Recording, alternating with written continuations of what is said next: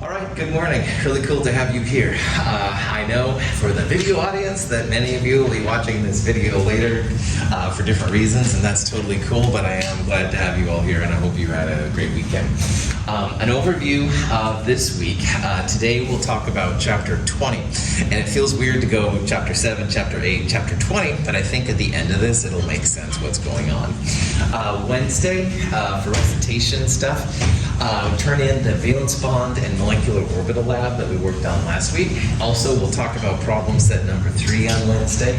And if you could bring a printed copy of the organic chemistry in class lab, that would be really cool. This will be another lab where after I talk a little bit, we'll stick around at 13:03, so I'll circle around, answer questions and stuff. Friday by 9 o'clock, quiz number 3 will be due. I'll release it like always on Wednesday evening or late afternoon. Also this Friday, if you haven't done so by 9 o'clock, make sure that you reserve a class presentation compound. And a lot of you have done that in here already, but if you do it by this Friday at 9, it is worth a couple of points, so try and do that if you haven't done so. I'm happy to pick a compound for you. I'm happy to help you select a compound based on your interest. You can also just comment on stuff, that's awesome. Any questions on? Okay.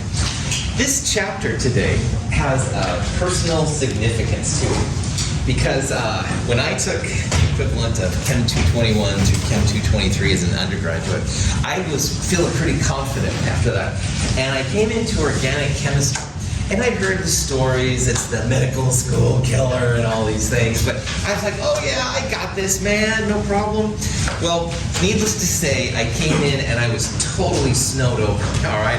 I had no clue what I was getting myself into. And on top of it, I had an instructor who had a little bit of an accent.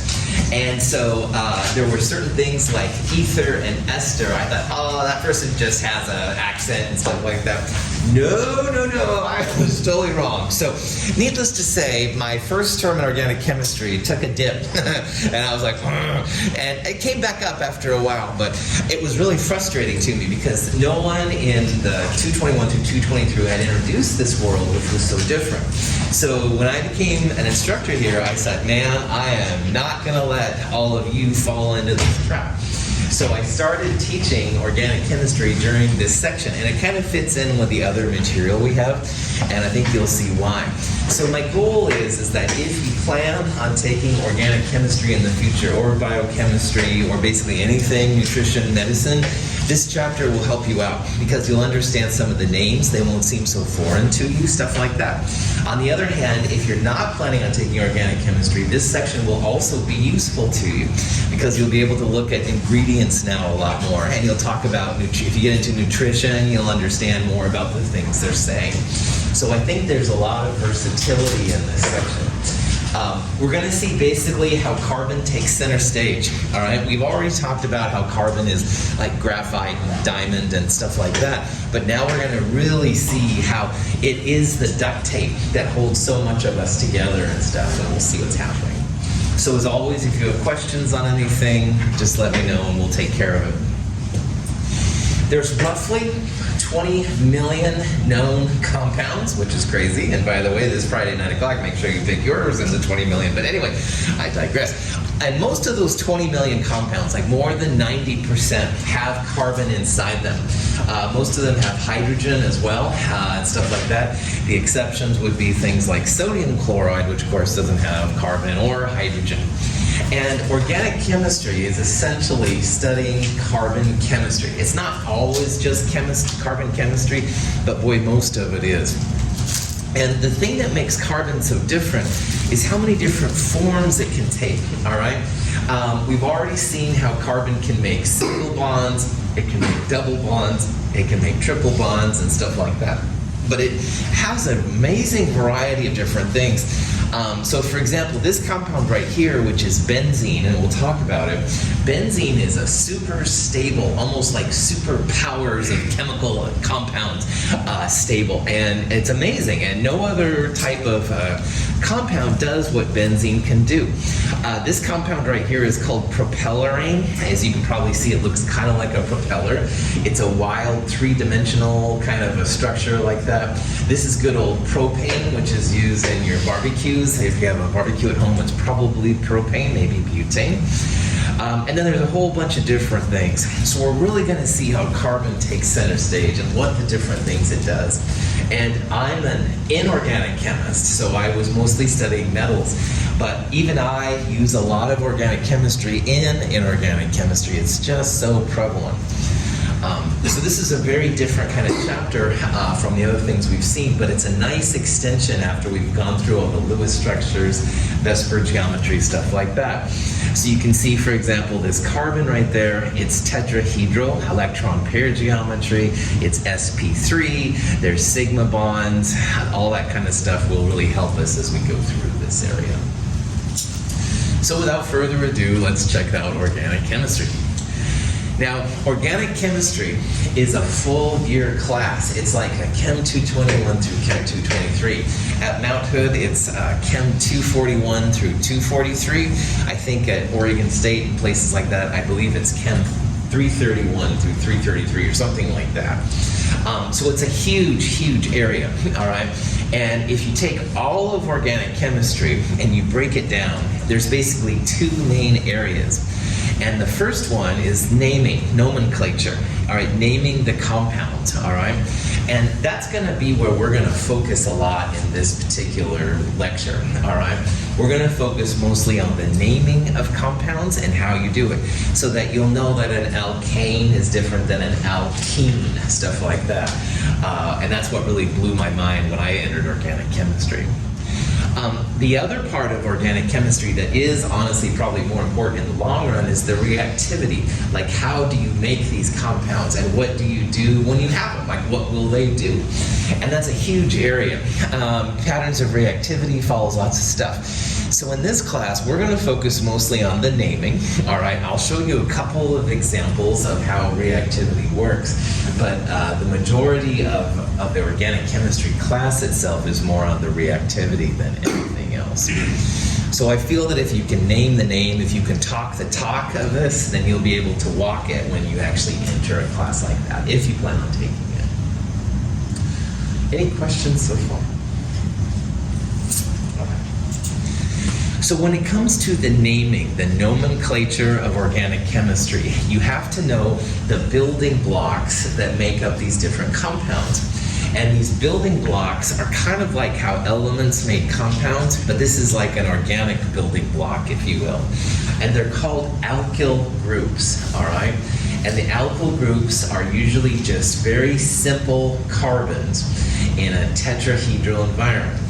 Now, we've seen in all of these sections so far of Chem 222 how organic in carbon, it loves to have 4 bonds, all right? And it can have 4 single bonds, or 1 double and 2 singles, et cetera, et cetera.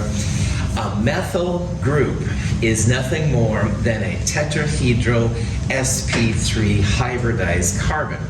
So what this carbon is right here, it needs to have 4 bonds, and 3 of the bonds are connected to hydrogens.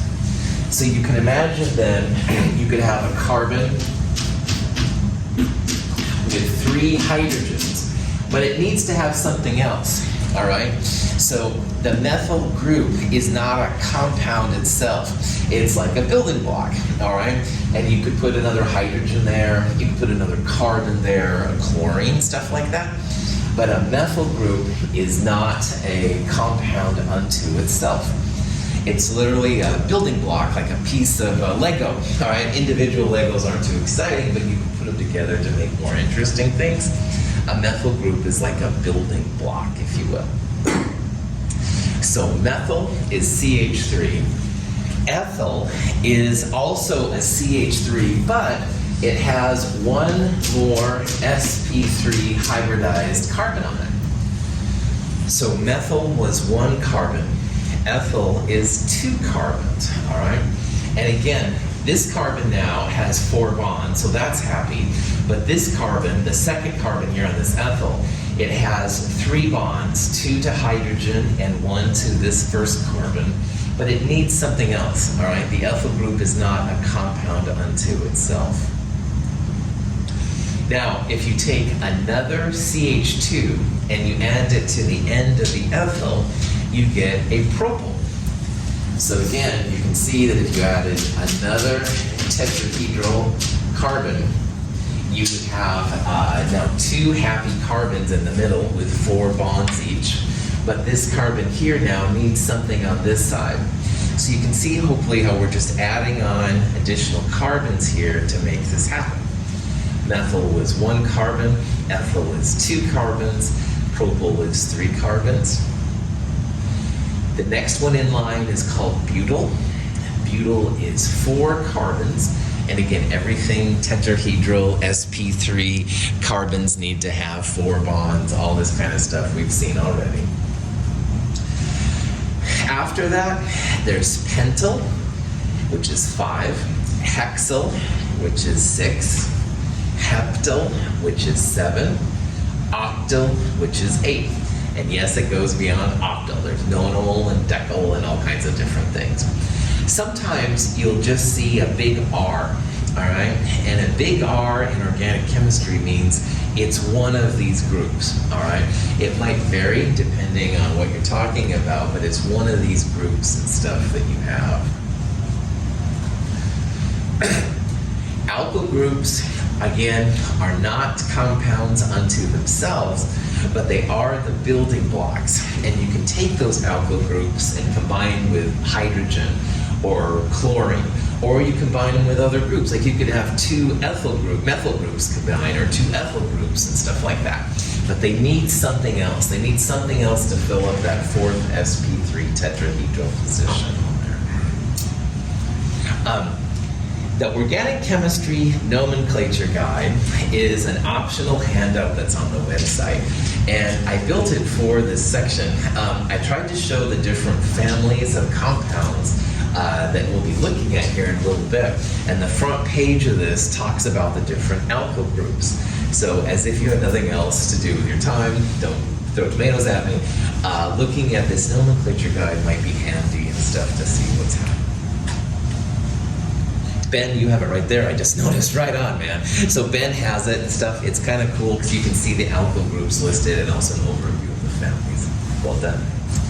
Any questions on this? All right.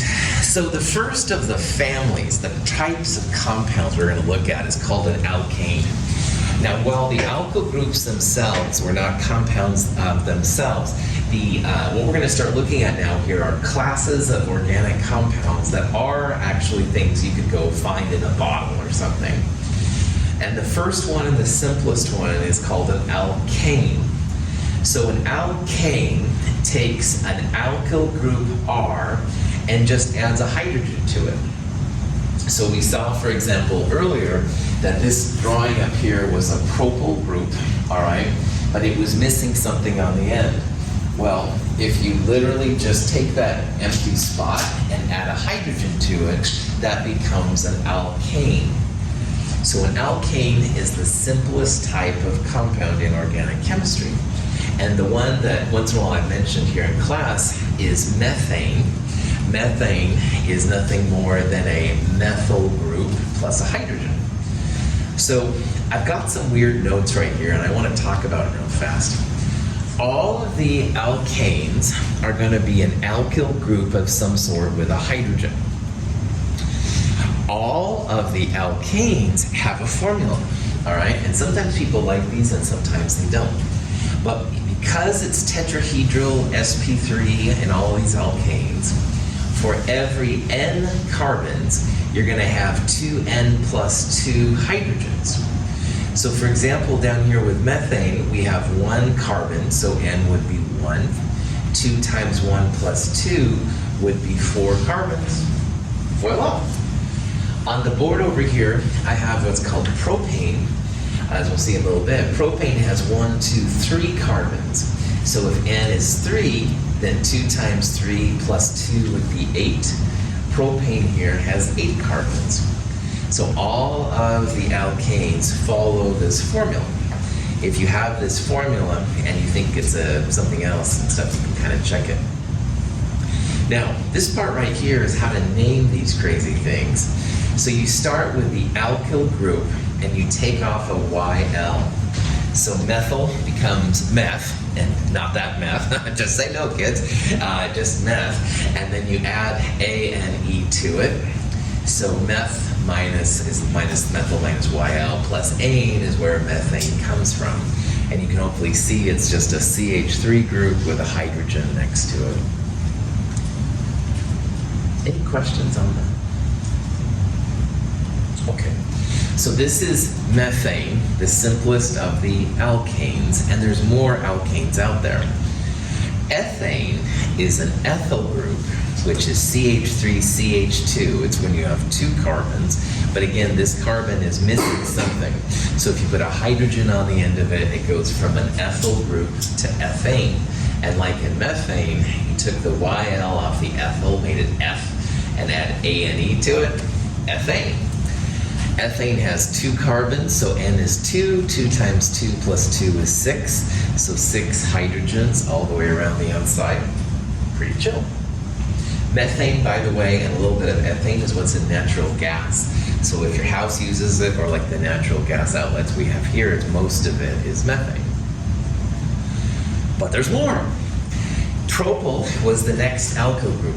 And if you add a hydrogen to that, which is what I have up here, this becomes propane. So propyl plus H is propane. You're just adding a hydrogen to that missing spot. 3 carbons, 2 times 3 plus 2, 8 hydrogens, so you have 8. And you could probably imagine that the next one is butane. It's a butyl group with a hydrogen on the end of it. Butane has 4 carbons and is 4. 2 times 4 plus 2, 10 hydrogens, blah, blah, blah. All of these are sp3 hybridized. They're all tetrahedral, 109 degree angles, all the things we've been talking about. Once in a while, you'll hear alkanes called saturated hydrocarbons. And what that means is that all the carbons either have single bonds to other carbons or they have hydrogens. There's no double bonds, there's no chlorines and stuff like that. We'll see why that's the case more, but if you hear about saturated hydrocarbons, that just means you have some kind of alkane with just hydrogens all the way around. Any questions on that?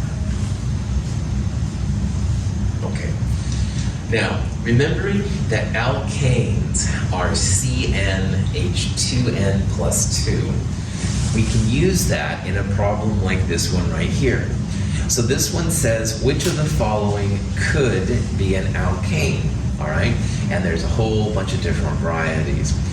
Well, the key here is to realize the hydrogen to carbon ratio. And again, for every n carbons, you should have 2n plus 2 hydrogens. So in this first one, if n is 2 and it was an alkane, then 2 times 2, 4 plus 2, you should have 6 hydrogens. And there's only 4 hydrogens there, so this is something else. All right, we'll talk about those later. There's no oxygen in alkanes, so that one's out, all right? 5, if n is 5, then 5 times 2, 10 plus 2, we would expect to have 12 hydrogens, and we certainly don't have that. However, if you look at this one, if n is 14, 14 plus times 2 is 28 plus 2, 30. That one could be an alkane, all right?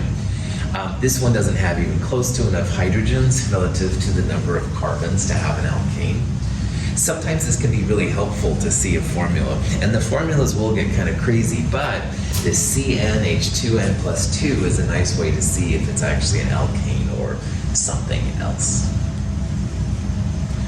Any questions on that? Okay.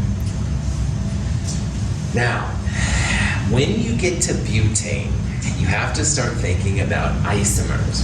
And I've been kind of throwing little hints, little breadcrumbs out about this in Chem 222 since we started.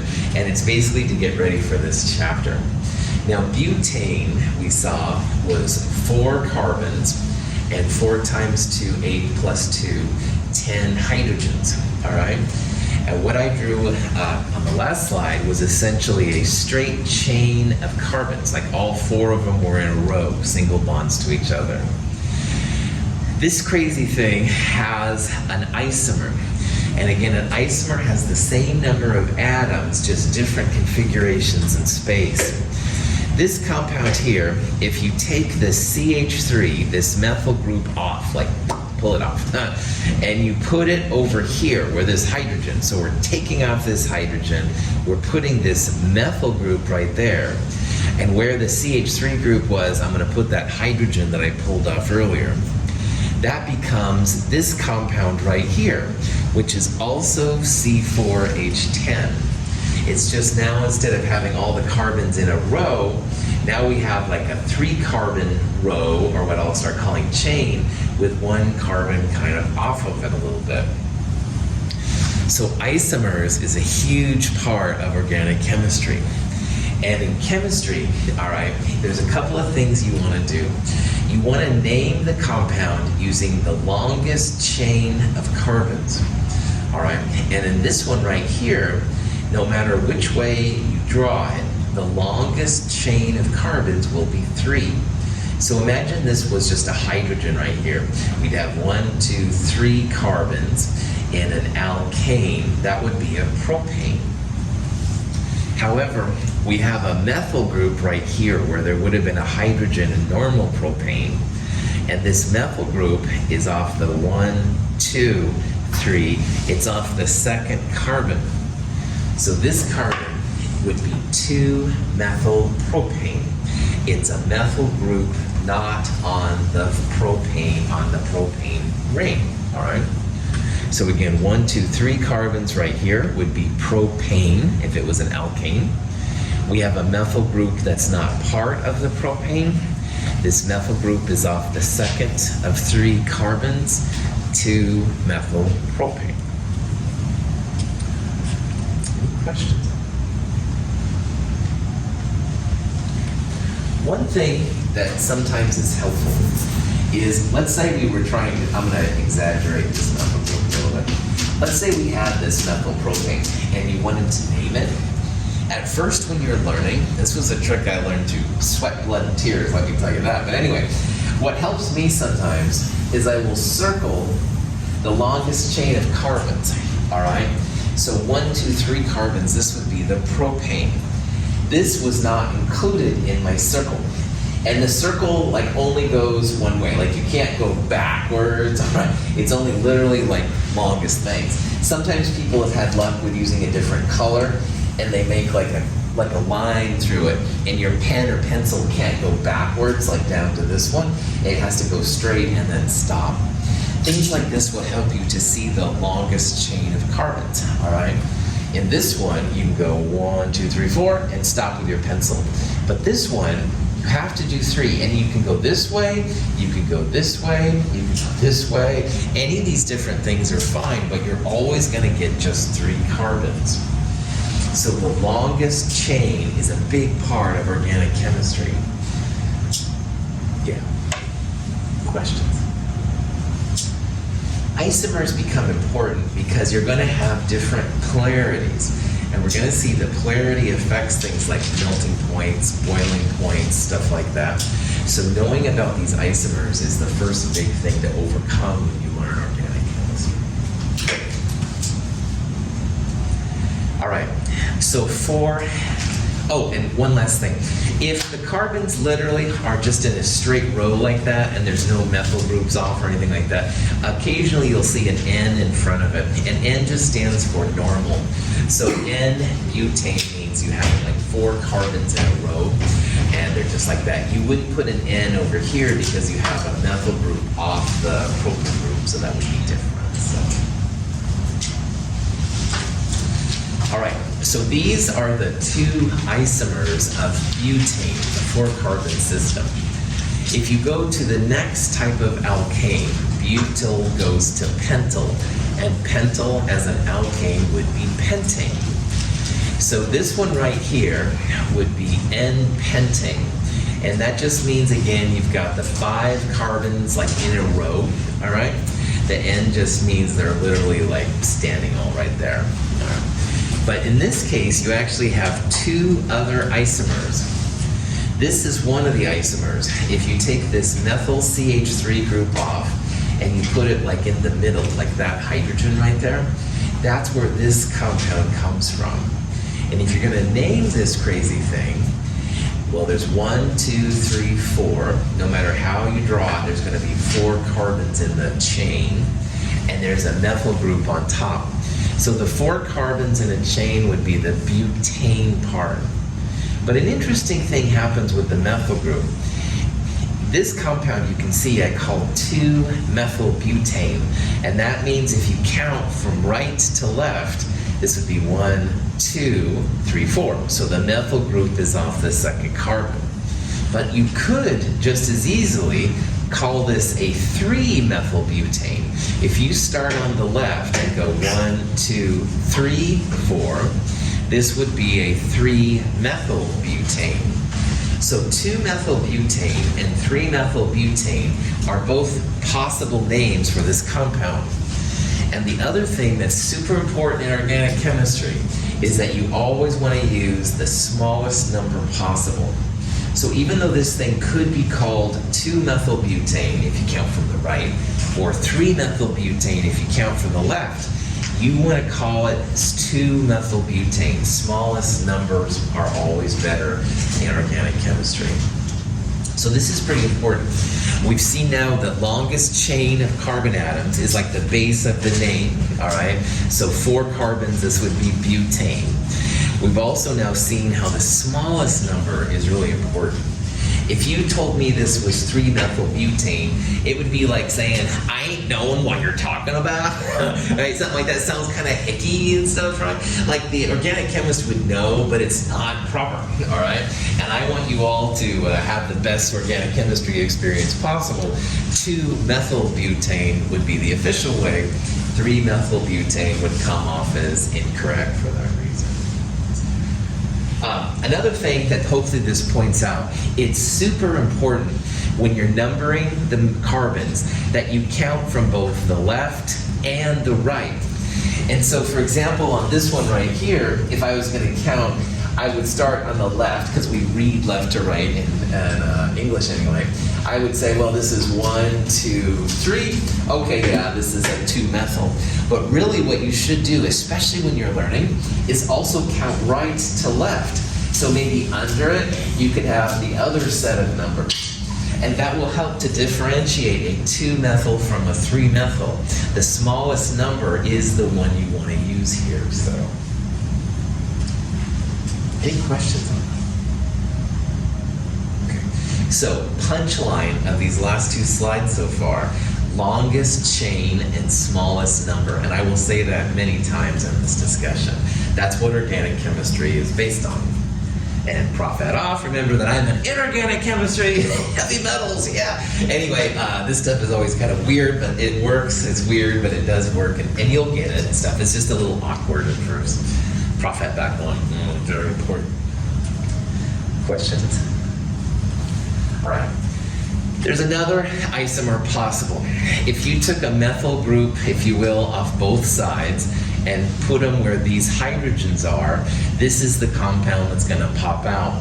Now again, using the longest chain, any way you do this, you're going to get 3 carbons. And again, to do that chain, you just put your pencil down, if you will, and you draw through as many carbons as you can, but you can't go backwards. So I could go 1, 2, 3, 1, 2, 3, 1, 2, 3, etc., etc. You're only going to get 3 carbons. So 3 carbons would be a propane, and this 3, let's say we circled these 3 as our longest chain, then there would be a methyl group above, if you will, and below. That's 2 methyl groups, so that would be dimethyl. And we've seen before like dichloro, kind of in different things, or dibromo. This is the same kind of thing, but now for alkyl groups, this would be dimethyl. And we need to put numbers by them too. We'll see why this is more important in the future. Both of these methyl groups are off the second carbon. Again, if this is your chain, 1, 2, 3, methyl groups on the second carbon, 2,2-dimethyl propane.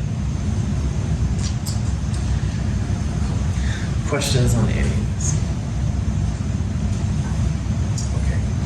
The next slide will be about hexane, where there's a lot more isomers, and we'll have somebody else talk for a little bit. Hexane is a covalently bonded molecule consisting of 6 carbon atoms and 14 hydrogen atoms. Each hydrogen atom forms 1 covalent bond, and each carbon atom forms 4 covalent bonds. These 20 atoms can be rearranged into 5 different compounds called structural isomers, each having slightly different properties. Notice how the boiling points of each isomer changes. Arranging the carbon atoms in a straight chain produces N-hexane. Moving the N carbon to the second carbon position and rearranging hydrogens produces 2-methylpentane. Sliding the methyl group to the third carbon position produces 3-methylpentane. Moving the methyl group to the fourth carbon position appears to make 4-methylpentane. But wait, rotating the molecule shows that it's identical to 2-methylpentane. Now, adding the N carbon to the second carbon position produces 2,3-dimethylbutane. Moving the methyl group to the second carbon position produces 2,2-dimethylbutane. Sliding both methyl groups to the third carbon position appears to make 3,3-dimethylbutane. But wait again. Rotating the molecule shows it's identical to 2,2-dimethylbutane. These are the 5 isomers of hexane. As your carbons increase, you're going to have more and more isomers. So we saw there how propane with 3 had 2, or butylbutane, had 2, and pentyl had 3, pentane, and now hexane has 5. It gets more and more as you get further on. And that's not a big deal. But the important thing, once again, is that in all of these compounds, longest chain, smallest numbers. So for example, on this one right here, this is 1, 2, 3, 4, 5, longest chain. So that's where the pentane comes from. And this methyl group, regardless of if you count left or right, it's 1, 2, 3, or on the right, 1, 2, 3. 3-methyl tells you where that methyl group goes on the pentane. So it's off the third of 5 carbons, and it's a methyl group. This one up here shows the importance of the small number. So there's again 1, 2, 3, 4, 5 pentane, and there's a methyl group not on the pentane. If you count left to right, 1, 2, 3, 4, 5. If you count right to left, 1, 2, 3, 4, 5. So an alternative name here would be 4-methylpentane, but smallest number is the winner. So 2-methylpentane would be the correct name. You wouldn't want to call it 4-methylpentane. You'd be talking like a hick in organic chemistry, which is totally stupid, but hopefully you get the idea. The other thing that's important, if you have more than one alkyl group, you can start using the Greek prefixes. So di is 2, tri is 3, tetra is 4. Here's a 2,2-dimethylbutane.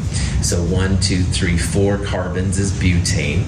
Both of the methyl groups are off the same carbon. So it's a dimethyl, saying 2 of them. And if you count left to right, 1, 2, 3, 4. You could also, of course, call this 3,3-dimethyl, but that's not cool. 2,2-dimethyl is better. And here's the reason why each methyl group has its own number. In this compound, the methyl groups are off the second and third carbons.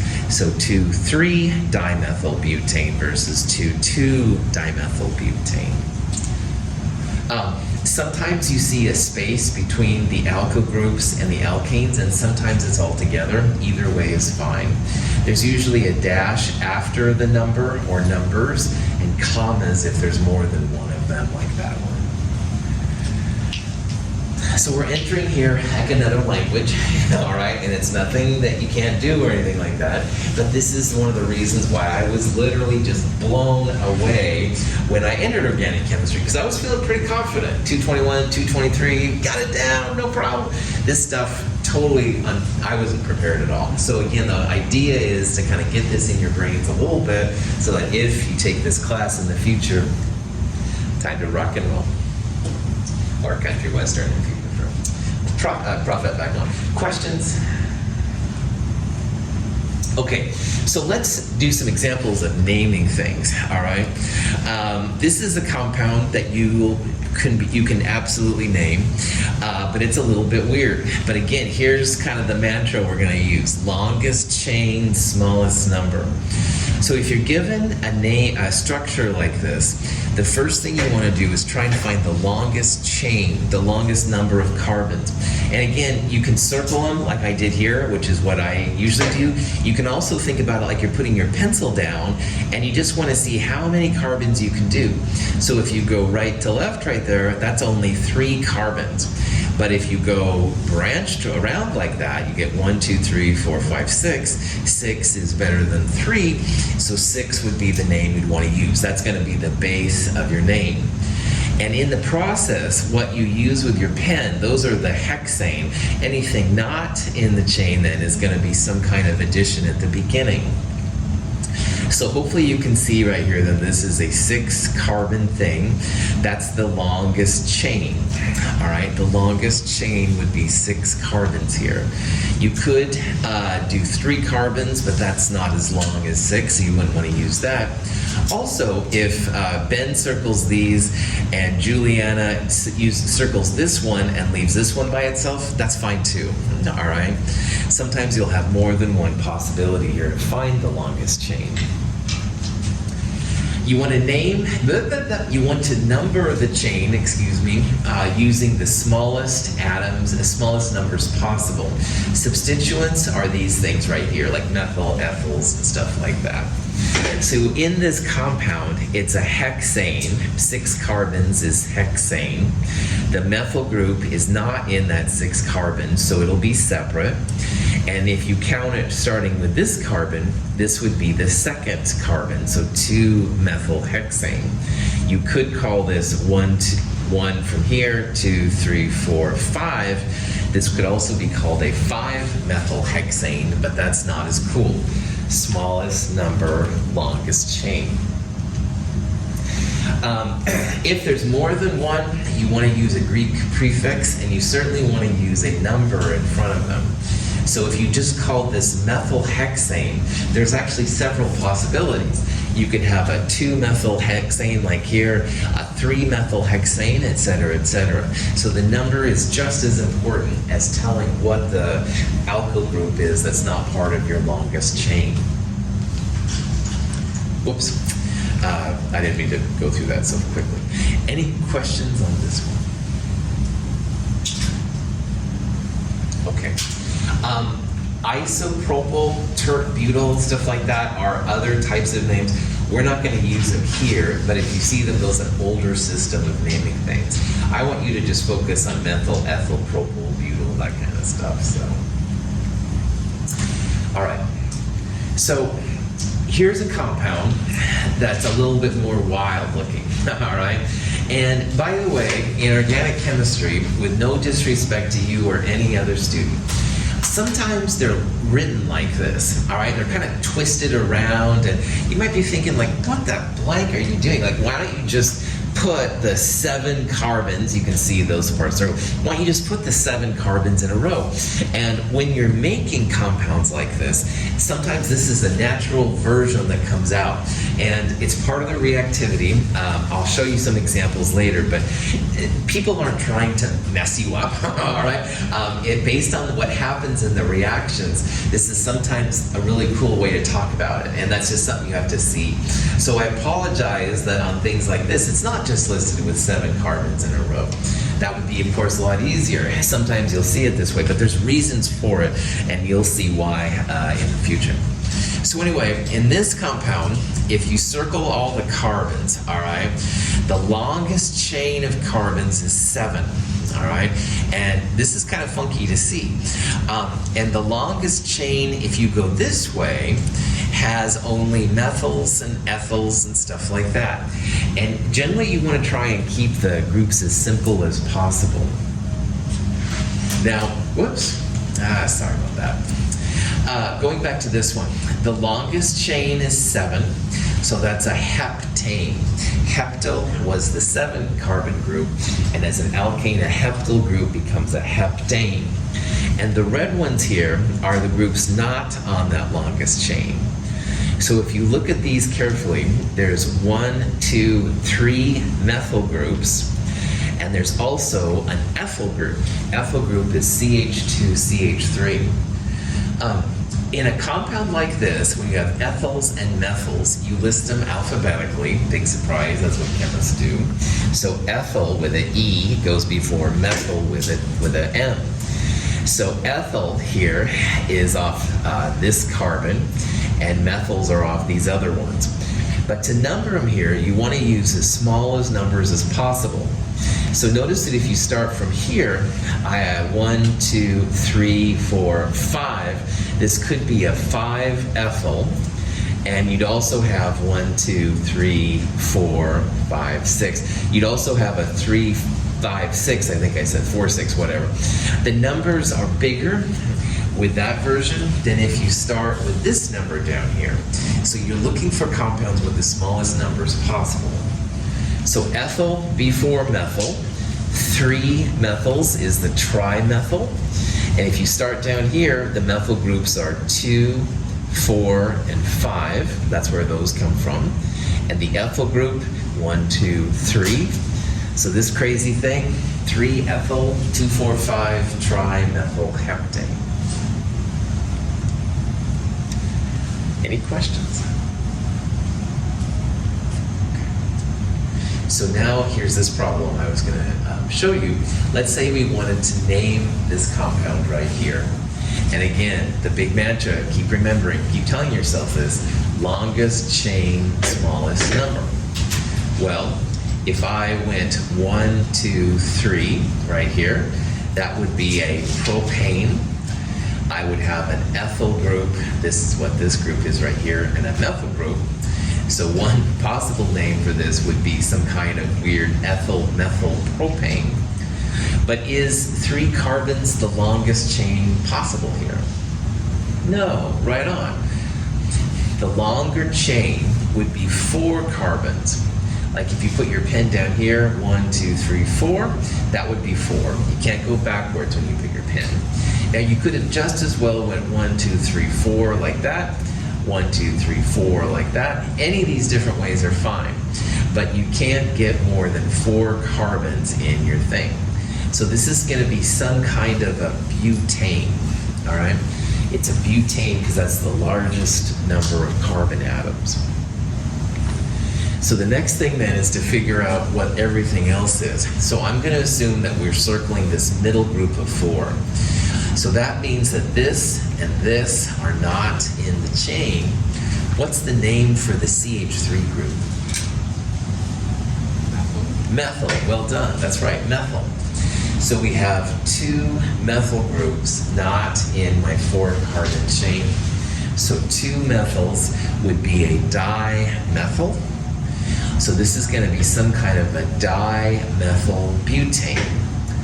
And the last thing though is there's a couple of possibilities if you have a dimethyl, so you need the numbers that go along with them. Now if you count left to right, 1, 2, 3, 4, one very possible name for this compound, 3,3-dimethylbutane. But can anybody think of a better name for this particular compound? Nice.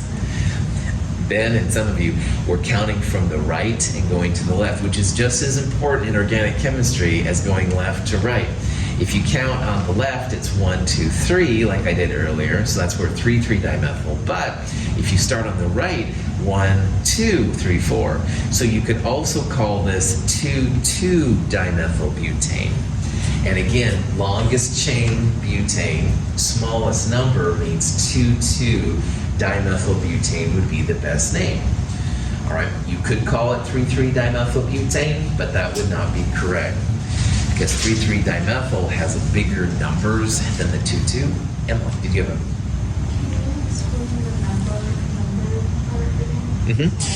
So count with me, Emily. If we went left to right, 1, 3. So if you count left to right, Emily, and this compound would be a 3,3-dimethylbutane. But Emily, it's so important in these that you count not only left to right, which we're used to in English big time, but also count right to left. So count with me on this one now. 1, 2, 3, 4. So you could also call this a 2,2-dimethylbutane. If you count right to left, it's 2. If you count left to right, it's 3. So 2,2 is smaller than 3,3. That's why you'd want to do 2,2. Are we trying to work on H3C? So we're counting the carbon atoms, all right? So the longest 4 are 1, 2, 3, 4, all right? We're not counting the hydrogens at this point at all right? Just ignore them. And so in that case then, first carbon, second carbon, third, fourth, and these two aren't part of this longest chain, the butane, all right? So if you count right to left, then yeah, these are both the second carbon, 2,2. Is that cool? Okay. It takes a little bit to get used to, all right? And yeah, and I'm glad you asked that because everybody goes through this, I think, when they start organic chemistry. And that's why this class has all the horrible designations, you know, of different things. And if you ever see Goodwill Hunting, he said that he does organic chemistry problems for fun. I do not do organic chemistry problems for fun, but that's what he did in the show, and that personally cracked me up a lot. But anyway, I watched too much cinema as it is. Anyway, Prophet, back on. Questions?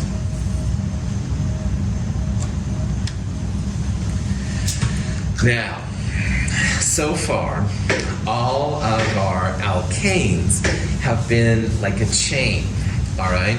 Which means there's a beginning, if you will, and an ending. But if you think about how these work, where did the eraser go? If you think about how they work, you could have different combinations. So let me redraw my butane here real fast. So what I've drawn right here would be N-butane. And N-butane just means 4 carbons in a row. It's a straight chain. All the carbons, sp3, tetrahedral, 109, all that kind of stuff we've done. This is called a regular alkane. But there's nothing that says you couldn't take off the outside hydrogens, all right? And this carbon would then be connected to this carbon. So what you create essentially, if you will, was like a square.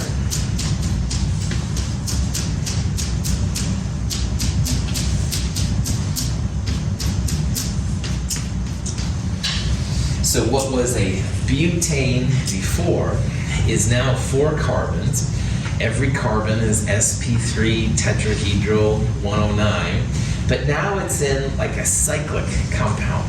It's got a loop to it, if you will. And this is what they call a cycloalkane. It's an alkane where the outside hydrogens pulled off and the carbons were connected to each other. Excuse me. So this one right here would be cyclobutane, all right? It's 4 carbons. Everything's sp3, single bonds, tetrahedral, blah, blah, blah. But now it's in a cyclic system.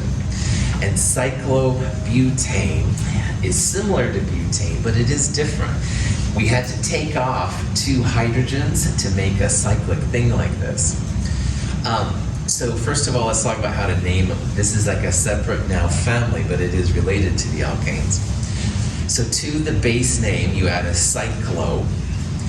Like before, like the alkyl group, you take off the YL and you add ANE. So hexane was 6 carbons in a row. If you make a loop of it, cyclohexane would be the name. And by taking off those 2 hydrogens, your formula changes. So we saw how alkanes are CnH2n plus 2. A cycloalkane has 2 fewer hydrogens. So a cycloalkane, CnH2n, a little bit different formula. So like over here in my cyclobutane, 1, 2, 3, 4 carbons, N would be 4, and 4 times 2 would be 8 hydrogens. So 1, 2, 3, 4, 5, 6, 7, 8. Good to go.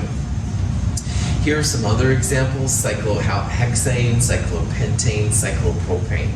And by the way, notice how this line system, which we talked about in the problem sets, is going to be something we'll start seeing a lot of. In the line system, every vertice is a carbon, so carbon, carbon, carbon. But they just ignore the hydrogens. You, as the hip chemist now, knows that carbon likes to have 4 bonds. So pulling off these 2 hydrogens and stuff and putting a little vertice, this would be like a CH2 group. And CH2, CH2. So this and this are the same, just like this and this are the same, and these 2 are the same. So cycloalkanes are just basically an alkane where they put the ends together, kind of make one big compound. Any questions on that? Yeah. How's the formula work? Yeah, so for every N carbons, all right, in a cycloalkane, you're going to have twice that many number of hydrogens. So let's say we had 7 carbons, all right, so N would be 7. Then 7 times 2, Caden, you should have 14 hydrogens if it's a cycloalkane, okay? The alkanes were 2N plus 2, so they actually have a different formula than the other ones do. Great question. Okay, so let's go back to this question and figure out which of those can be a cycloalkane. Now remember, to make a cyclo, you have to have a cyclic system, like a loop, if you will. And we also have to have, like Kate asked about, which is really good, for every N carbons, you have 2 N hydrogens. So for example, this one right here is N would be 2, and 2 times 2 would be 4. So C2H4 does follow the CnH2n principle. But if you have only 2 carbons, can you make like a cyclic system? No. You can make like a line between them, all right? But you can't make like a cyclic system. So C2H4 is actually not a cycloalkane. It follows the formula, but if the simplest cycloalkane would have 3 carbons to it, that cyclopropane we saw earlier. There's not enough carbons here to make this possible. However, if you look at number 2 right here, now if N is 5, then H2N, 2 times 5 would be 10, C5H10, that totally qualifies. We saw earlier that this was the alkane. Every N carbons were 2N plus 2, so a few extra, that was an alkane. This doesn't have enough hydrogens, and this one also doesn't have any oxygens. So the only one that it could be in this one would be B. And again, first one does follow the pattern. It's CnH2n, but you can't make a cyclic system with only 2 carbons. You have to have at least 3 to make a cyclic system. So, any questions on that? Okay, this is going to be a good place to take a break. It's about 9:54-ish. We'll start 9:59-ish.